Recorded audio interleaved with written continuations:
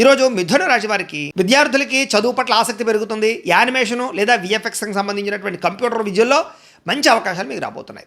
ఉద్యోగస్తులకి చాలా కాలంగా ఆగుతున్న ప్రమోషన్లు లేదా ఇంక్రిమెంట్లు ఈరోజు వస్తాయి. అలాగే వ్యాపారస్తులకి లాభాలు కనపడుతున్నాయి.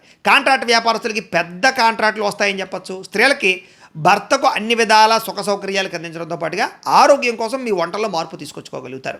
అలాగే విదేశీ ప్రయాణాలు సాఫీగా సాగుతాయి. అక్కడ స్థిరపడే అవకాశాలు కూడా కనపడతాయి. ధనాన్ని దాచుకోకుండా ముఖ్యమైనటువంటి అవసరాలకి ఖర్చు పెడతారు. అలాగే కావలసిన వస్తువులు కూడా కొనుక్కోగలుగుతారు.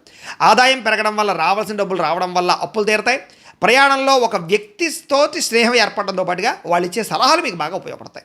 విడిపోయినటువంటి బంధువులు తిరిగి కలుస్తారు. పాత విషయాలన్నీ తలుచుకుని చాలా సంతోషంగా కాలం గడుపుతారు. ఆస్తి వివాదాలు పెద్ద మనుషుల ద్వారా పరిష్కరించుకోగలుగుతారు. విలువైనటువంటి ఆస్తులు కూడా కొనుగోలు చేసుకోగలుగుతారు. వ్యసనాలు తగ్గించుకోవాలనే ప్రయత్నం, ముఖ్యంగా టీ కాఫీలు కూడా వ్యసనమే, అవి కూడా తగ్గించే ప్రయత్నం చేయండి. ఇక మీ మనసుకి నచ్చిన వ్యక్తితోటి మీ జీవితం పంచుకోవాలనే అవకాశము, ఆశయము ఫలిస్తాయి. భార్యాభర్తల మధ్య పరస్పర సహకారంతో ఒక పెద్ద లక్ష్యాన్ని కానీ, కుటుంబ వ్యవహారం కానీ చక్కదిద్దుకోగలుగుతారు. ఇన్సూరెన్సులు, పాలసీలు, టర్మ్ ఇన్సూరెన్సులు లాంటివి, హెల్త్ ఇన్సూరెన్స్ లాంటివి కట్టడానికి ఫలిస్తుంది ఈరోజు.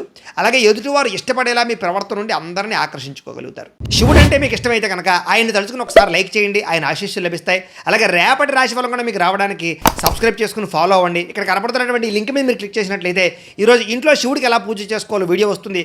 ఆ వీడియోని ఎదురుగుండా పెట్టుకుని మీ ఇంట్లో ఈరోజు శివ పూజ చేసుకోవడం వల్ల మీకు ఈరోజంతా శుభప్రదంగా ఉంటుందని తెలియజేస్తూ లైక్ చేయడం మాత్రం మర్చిపోకండి.